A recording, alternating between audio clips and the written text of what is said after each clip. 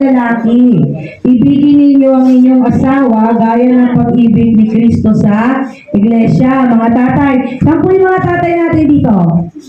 Ayun buti na lang medyo dumaming tatay natin dito, no? So, lagi naman po itong narinig. Last time, mga alala ko, si Ate Mariel pa yung nagsabi nito. Ito po ang ideal husband.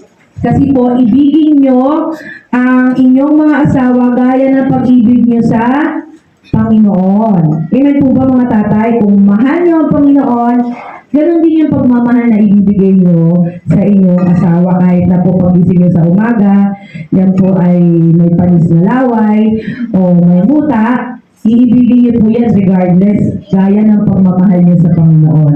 Amen po ba? Amen. Yung mga bata ang nag-amen. Kasi yung mga tatay parang ayaw na nila ibigin kasi pag nag-away kagabi, kinabukasan hindi na iibigin. Tama po ba? Yun, konti lang mga tatay.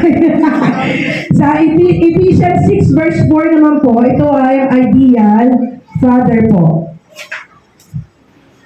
6 verse 4, ang sabi, mga magulang, huwag ninyong ibuyo sa paghihimagsik laban sa inyo ang inyong anak. Dahil sa malabis ninyong kahigpitan, sa halip, palakihin sila sa tuntunin at aral ng Panginoon. Ang Ephesians 5 verse 28 po at ang Ephesians 6 verse 4 ay instruction sa mga tatay. Sa mga tatay at asawa. Sabi po sa Ephesians 5, mahalin ang asawa, kahit na talaga minsan hindi ka ibig-ibig, minsan nga kahit tayo ka ibig-ibig, inibig pa rin tayo ng Panginoon